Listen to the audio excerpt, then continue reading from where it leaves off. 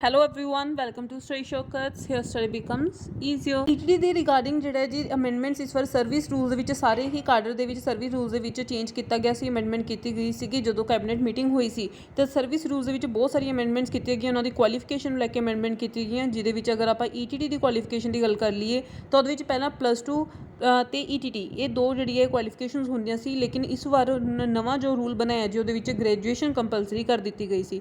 ਲੇਕਿਨ ਉਦੋਂ ਤੋਂ ਹੀ ਜਿਹੜੇ ਹੈ ਬਹੁਤ ਸਾਰੀ ਕੁਐਰੀਜ਼ ਚੱਲ ਰਹੀਆਂ ਸੀਗੀਆਂ, ਬਹੁਤ ਸਾਰੇ ਡਾਊਟਸ ਆ ਰਹੇ ਸੀਗੇ ਕਿ ਜਿਹੜੀ ਗ੍ਰੈਜੂਏਸ਼ਨ ਹੈ ਉਹ ਕਦੋਂ ਤੋਂ ਕੰਪਲਸਰੀ ਕੀਤੀ ਜਾਏਗੀ, ਉਹਦੇ ਵਿੱਚ ਕਿੰਨੀ ਪਰਸੈਂਟੇਜ ਜਿਹੜੀ ਆ ਉਹ ਰੱਖੀ ਜਾਏਗੀ ਮਿਨੀਮਮ, ਅਤੇ ਕੀ ਹੁਣ ਜਿਹੜੀਆਂ ਆਉਣ ਵਾਲੀਆਂ ਪੋਸਟਾਂ ਆਊਟ ਹੋਣੀਆਂ ਨਹੀਂ ਉਹਦੇ ਵਿੱਚ ਗ੍ਰੈਜੂਏਸ਼ਨ ਰੱਖੀ ਜਾਏਗੀ ਜਾਂ ਫਿਰ +2 ਵਾਲੇ ਕੈਂਡੀਡੇਟਸ ਵੀ ਕੰਸੀਡਰ ਕੀਤੇ ਜਾਣਗੇ। ਉਹਨਾਂ ਸਾਰੇ ਹੀ ਡਾਊਟਸ ਜਿਹੜੇ ਆ ਜੀ ਆਪਾਂ ਤੁਹਾਨੂੰ ਇਸ ਵੀਡੀਓ ਦੇ ਵਿੱਚ ਕਲੀਅਰ ਕਰਨ ਵਾਲੇ ਹਾਂ, ਕਿਉਂਕਿ ਆਫੀਸ਼ੀਅਲ ਗਜ਼ਟ ਜਿਹੜਾ ਉਹ ਅਮੈਂਡਮੈਂਟ ਗਜ਼ਟ ਜਿਹੜਾ ਉਹ ਆਊਟ ਕਰ ਦਿੱਤਾ ਗਿਆ। ਸੋ ਪੂਰੀ ਇਨਫੋਰਮੇਸ਼ਨ ਆਪਾਂ ਤੁਹਾਨੂੰ ਇਸ ਵੀਡੀਓ ਦੇ ਵਿੱਚ ਦੇਵਾਂਗੇ। ਜੇ ਤੁਸੀਂ ਹਾਲੇ ਤੱਕ ਆਪਣਾ ਚੈਨਲ ਸਬਸਕ੍ਰਾਈਬ ਨਹੀਂ ਕੀਤਾ ਤਾਂ ਪਲੀਜ਼ ਚੈਨਲ ਨੂੰ ਸਬਸਕ੍ਰਾਈਬ ਕਰੋ, ਨਾਲੇ ਟੈਲੀਗ੍ਰਾਮ ਚੈਨਲ ਨੂੰ ਵੀ ਜ਼ਰੂਰ ਜੁਆਇਨ ਕਰੋ ਤਾਂ ਕਿ ਹਰ ਇੱਕ ਲੇਟੈਸਟ ਇਨਫੋਰਮੇਸ਼ਨ ਤੁਹਾਡੇ ਤੱਕ ਟਾਈਮ ਸਿਰ ਤੇ ਸਭ ਤੋਂ ਪਹਿਲਾਂ ਪਹੁੰਚ ਸਕੇ। ਇਹ ਰੇਡੀਓ ਗਜ਼ਟ ਤੁਸੀਂ ਦੇਖ ਸਕਦੇ ਹੋ, government of Punjab department of school education ਦੁਆਰਾ ਜਾਰੀ ਕੀਤਾ ਗਿਆ ਗਜ਼ਟ ਹੈ। ਰੂਲ ਜਿਹੜਾ ਹੈ ਜੀ ਤੁਸੀਂ ਦੇਖ ਸਕਦੇ ਹੋ ਇੱਥੇ ਲਿਖਿਆ ਹੋਇਆ Punjab state elementary education teaching cadre group C service first amendment rule 2021। ਹਾਂਜੀ, ਇਹਦੇ ਵਿੱਚ ਤੁਸੀਂ ਦੇਖ ਸਕਦੇ ਹੋ ਸਭ ਤੋਂ ਪਹਿਲਾਂ ਤਾਂ ਪੁਆਇੰਟ ਨੰਬਰ 2 ਦੇ ਵਿੱਚ ਅਗਰ ਜਿਹੜੀ ਅਮੈਂਡਮੈਂਟ ਕੀਤੀ ਹੈ ਤੁਸੀਂ ਇਹਦੇ ਵਿੱਚ ਦੇਖੋ ਸਾਫ਼-ਸਾਫ਼ ਲਿਖਿਆ ਹੈ ਕਿ no person shall be appointed to the service by way of direct recruitment unless he qualifies the competitive test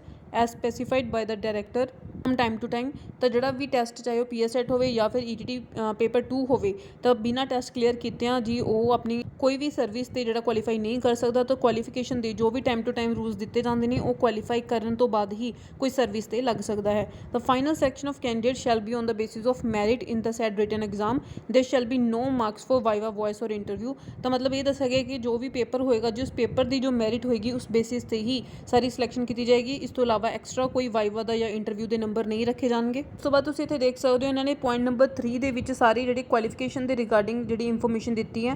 elementary teacher training 100%, ਨਾਲ ਹੀ ਜਿਹੜੀ ਇਹਦੇ ਵਿੱਚ ਦੇਖੋ ਕੁਆਲੀਫਿਕੇਸ਼ਨ ਸਾਫ਼-ਸਾਫ਼ ਮੈਂਸ਼ਨ ਕਰ ਦਿੱਤੀ ਗਈ ਹੈ। Should have passed graduation with minimum, ਤੇ ਉਹਦੇ ਤੁਸੀਂ ਦੇਖ ਸਕਦੇ ਹੋ with minimum 55% marks for the general category candidates and 50% marks in the case of scheduled caste, scheduled tribes, other backward classes, physically handicapped candidates from a recognized university or institution। ਤਾਂ ਜਿਹੜੇ ਵੀ general candidates ਹੈ ਜੀ ਉਹਨਾਂ ਲਈ 55% marks ਜਿਹੜੇ graduation ਦੇ ਵਿੱਚ ਹੋਣੇ ਚਾਹੀਦੇ ਹਨ, ਗ੍ਰੈਜੂਏਸ਼ਨ ਹੋਣੀ ਚਾਹੀਦੀ ਹੈ, ਇਹ ਕੰਪਲਸਰੀ ਕਰ ਦਿੱਤਾ ਗਿਆ। ਅਤੇ ਜਿੰਨੇ ਵੀ ਕੈਟੇਗਰੀ ਵਾਲੇ ਕੈਂਡੀਡੇਟਸ ਹੈ ਜੀ ਉਹਨਾਂ ਲਈ 50% ਮਾਰਕਸ ਦੀ ਇੱਥੇ ਰਿਕੁਆਇਰਮੈਂਟ ਰੱਖੀ ਗਈ ਹੈ। ਪਰ ਨਾਲ ਹੀ ਤੁਸੀਂ ਇੱਥੇ ਦੇਖ ਸਕਦੇ ਹੋ ਇੱਕ ਅਲੱਗ ਤੋਂ ਪੈਰਾਗ੍ਰਾਫ ਐਡ ਕੀਤਾ ਗਿਆ ਜਿਹਦੇ ਵਿੱਚ ਲਿਖਿਆ ਹੋਇਆ provided that candidates who have done or doing elementary education course or have done this course with 10+2 qualification, ਤਾਂ ਜਿਨ੍ਹਾਂ ਨੇ +2 ਦੇ ਬੇਸ 'ਤੇ ETT ਦਾ ਕੋਰਸ ਕੀਤਾ ਹੈ shall be considered for appointment into the service under these rules as a one time measure। ਤਾਂ ਸਿਰਫ ਇੱਕ ਵਾਰ ਹੀ ਇਹ ਜਿਹੜਾ ਰਿਲੈਕਸੇਸ਼ਨ ਦਿੱਤੀ ਜਾਊਗੀ ਜੀ ਜਿਨ੍ਹਾਂ ਨੇ +2 ਬੇਸਿਸ 'ਤੇ ETT ਕੀਤੀ ਹੋਈ ਹੈ ਉਹ ਵੀ ਜਿਹੜੇ ਆ ਅਪੁਆਇੰਟਮੈਂਟ ਲਈ ਕੰਸੀਡਰ ਕੀਤੇ ਜਾਣਗੇ till 1st day of April 2022 in order to remove the hardship of those candidates who have acquired the said qualification under this rule।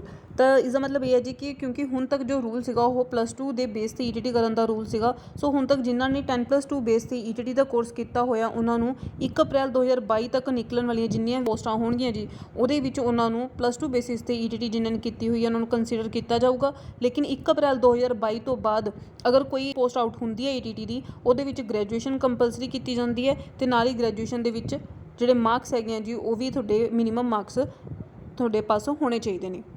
ਤਾਂ 1 ਅਪ੍ਰੈਲ 2022 ਤੱਕ ਜਿਹੜੀਆਂ ਵੀ ਪੋਸਟ ਆਊਟ ਹੋਣਗੀਆਂ ਉਹਦੇ ਵਿੱਚ ਤੁਹਾਨੂੰ ਜਿਨ੍ਹਾਂ ਨੇ +2 ਬੇਸਿਸ 'ਤੇ ETT ਕੀਤੀ ਹੋਈ ਹੈ ਉਹਨਾਂ ਨੂੰ ਕੰਸੀਡਰ ਕੀਤਾ ਜਾਊਗਾ। ਲੇਕਿਨ 1 ਅਪ੍ਰੈਲ 2022 ਤੋਂ ਬਾਅਦ ਅਗਰ ਕੋਈ ਪੋਸਟ ਆਊਟ ਹੁੰਦੀ ਹੈ ਜੀ ਉਹਦੇ ਵਿੱਚੋਂ ਕਿਸੇ ਨੂੰ ਵੀ +2 ਬੇਸਿਸ 'ਤੇ ETT ਕਰਨ 'ਤੇ ਜਿਹੜਾ ਉਹ ਨਹੀਂ ਉਹਨਾਂ ਨੂੰ ਕੰਸੀਡਰ ਕੀਤਾ ਜਾਊਗਾ। ਉਹਨਾਂ ਨੂੰ ਫਿਰ ਗ੍ਰੈਜੂਏਸ਼ਨ ਕੀਤੀ ਵੀ ਹੋਣੀ ਚਾਹੀਦੀ ਹੈ ਅਤੇ ਨਾਲ 55 ਅਤੇ 50% ਵਾਲੀ ਜਿਹੜੀ ਮਿਨੀਮਮ ਕੁਆਲੀਫਿਕੇਸ਼ਨ ਹੈ ਉਹ ਵੀ ਤੁਹਾਡੀ ਪਾਸ ਹੋਣੀ ਚਾਹੀਦੀ ਹੈ। ਅਤੇ ਇਹ ਚੀਜ਼ ਇੱਥੋਂ ਕਲੀਅਰ ਹੈ ਜੀ। ਹੁਣ ਜਿਨ੍ਹਾਂ ਦੇ ਵੀ ਡਾਊਟ ਸੀਗੇ ਕਿ ਕਦੋਂ ਤੋਂ ਗ੍ਰੈਜੂਏਸ਼ਨ ਕੰਪਲਸਰੀ ਹੋਏਗੀ, ਕਿੰਨੇ % ਮਾਰਕਸ ਦੀ ਜਿਹੜੀ ਰਿਕੁਆਇਰਮੈਂਟ ਹੈਗੀ ਹੈ, ਕੀ 10+2 ਵਾਲਿਆਂ ਨੂੰ ਕੰਸੀਡਰ ਕੀਤਾ ਜਾਏਗਾ, ਕਦੋਂ ਤੱਕ ਕੀਤਾ ਜਾਏਗਾ, ਤਾਂ ਸਾਰੇ ਡਾਊਟਸ ਜਿਹੜੇ ਤੁਹਾਡੇ ਹੁਣ ਇੱਥੇ ਕਲੀਅਰ ਹੋ ਗਏ ਹੋਣਗੇ। ਹਾਂਜੀ, ਇਸ ਦੇ ਵਿੱਚ ਜਿਹੜੀ ਜੀ ਇੱਕ ਹੋਰ ਜਿਹੜੀ ਇਹਨਾਂ ਨੇ ਸੈਕਿੰਡ ਜਿਹੜੀ ਰਿਕੁਆਇਰਮੈਂਟ ਰੱਖੀ ਗਈ ਆ ਉਹ ਇਹ ਹੈਗੀ ਕਿ ਗ੍ਰੈਜੂਏਸ਼ਨ ਤਾਂ ਤੁਹਾਡੀ ਹੋਣੀ ਹੀ ਚਾਹੀਦੀ ਹੈ।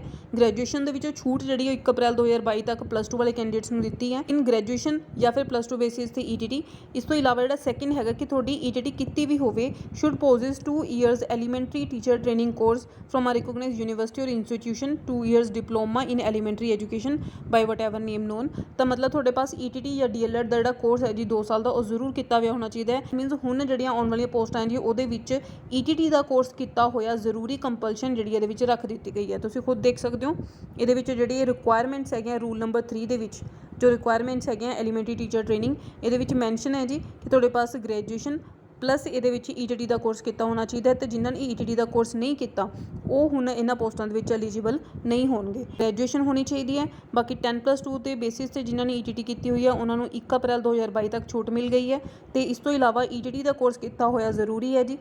ਤੁਸੀਂ ਦੇਖ ਸਕਦੇ ਹੋ ਨੀਚੇ Krishan Kumar secretary of government of Punjab ਦੇ ਸਿਗਨੇਚਰ ਵੀ ਹੈ ਜੀ। ਤਾਂ ਇਹ ਆਫੀਸ਼ੀਅਲ ਗਜਟ ਹੈ ਉਹਦੇ ਵਿੱਚ ਮੈਂਸ਼ਨ ਕੀਤਾ ਹੋਇਆ ਕਿ ETT ਦਾ ਕੋਰਸ ਕੀਤਾ ਹੋਇਆ ਜ਼ਰੂਰੀ ਹੋਣਾ ਚਾਹੀਦਾ। ਤਾਂ ਆਉਣ ਵਾਲੀ ਪੋਸਟਾਂ ਦੇ ਵਿੱਚ ETT ਜਿਨ੍ਹਾਂ ਨੇ ਕੀਤੀ ਹੋਈ ਹੈ ਉਹਨਾਂ ਨੂੰ ਪੋਸਟਾਂ ਉਹੀ ਪੋਸਟ ਦੇ ਵਿੱਚ ਅਪਲਾਈ ਕਰ ਸਕਦੇ ਨੇ। ਇਹ ਸੀਗੀ ਜੀ ਆਫੀਸ਼ੀਅਲ ਇਨਫੋਰਮੇਸ਼ਨ। ਆਫੀਸ਼ੀਅਲ ਗਜਟ ਦੇ ਵਿੱਚ ਤੁਸੀਂ ਦੇਖ ਸਕਦੇ ਹੋ ਆਫੀਸ਼ੀਅਲ ਗਜਟ ਜਿਹੜਾ ਜਾਰੀ ਕੀਤਾ ਗਿਆ ਗਵਰਨਮੈਂਟ ਆਫ ਪੰਜਾਬ ਵੱਲੋਂ ਫਸਟ ਅਮੈਂਡਮੈਂਟ ਜਿਹੜੀ ਇਹਨਾਂ ਰੂਲ ਸਰਵਿਸ ਰੂਲ ਦੇ ਵਿੱਚ ਕਰ ਦਿੱਤੀ ਗਈ ਹੈ। ਇਸ ਅਮੈਂਡਮੈਂਟ ਦੇ ਮੁਤਾਬਿਕ ਇਹ ਵਾਲੇ ਰੂਲਸ ਜਿਹੜੇ ਹੁਣ ਅਪਲਾਈ ਹੋਣਗੇ ਜਦੋਂ ਵੀ ਕੋਈ ਨਵੀਂ ਪੋਸਟਾਂ ਆਊਟ ਹੋਣਗੀਆਂ। ਜੀ ਆਫੀਸ਼ੀਅਲ ਇਨਫੋਰਮੇਸ਼ਨ ਆਇਆ ਆਪ ਇਨਫੋਰਮੇਸ਼ਨ ਤੁਹਾਡੇ ਲਈ ਯੂਜ਼ਫੁਲ ਰਹੀ ਹੋਏਗੀ। ਬਾਕੀ ਡਾਊਟ ਜਿਹੜੇ ਸਭ ਦੇ ਹੀ ਮਨ ਦੇ ਵਿੱਚ ਬਣੇ ਹੁੰਦੇ ਆ ਜੀ ਕੁਆਲੀਫਿਕੇਸ਼ਨ ਨੂੰ ਲੈ ਕੇ ਕੌਣ ਅਪਲਾਈ ਕਰ ਸਕਦਾ ਕੌਣ ਨਹੀਂ। ਸੋ ਇਸ ਵੀਡੀਓ ਨੂੰ ਵੱਧ ਤੋਂ ਵੱਧ ਸ਼ੇਅਰ ਕਰੋ ਤਾਂ ਕਿ ਸਭ ਤੱਕ ਇੰਪੋਰਟੈਂਟ ਤੇ ਕਲੀਅਰ ਇਨਫੋਰਮੇਸ਼ਨ ਪਹੁੰਚ ਸਕੇ। ਨਾਲ ਹੀ ਆਪਣੇ ਚੈਨਲ ਨੂੰ ਸਬਸਕ੍ਰਾਈਬ ਕਰ ਲਓ। ਹਰ ਇੱਕ ਲੇਟੈਸਟ ਇਨਫੋਰਮੇਸ਼ਨ ਨੂੰ ਟਾਈਮ ਸਿਰ ਤੇ ਸਭ ਤੋਂ ਪਹਿਲਾਂ ਪਾਉਣ ਲਈ ਤੁਸੀਂ ਟੈਲੀਗ੍ਰਾਮ ਚੈਨਲ ਨੂੰ ਜੁਆਇਨ ਕਰ ਸਕਦੇ ਹੋ। ਉਸ ਦਾ ਲਿੰਕ ਤੁਹਾਨੂੰ ਡਿਸਕ੍ਰਿਪਸ਼ਨ ਬਾਕਸ ਦੇ ਵਿੱਚੋਂ ਮਿਲ ਜਾਏਗਾ। ਇਸ ਵੀਡੀਓ ਨੂੰ ਲਾਈਕ ਕਰੋ, ਵੱਧ ਤੋਂ ਵੱਧ ਸ਼ੇਅਰ ਕਰੋ ਤੇ ਨਾਲ ਹੀ ਆਪਣੇ ਚੈਨਲ ਨੂੰ ਸਬਸਕ੍ਰਾਈਬ ਕਰੋ। Thank you.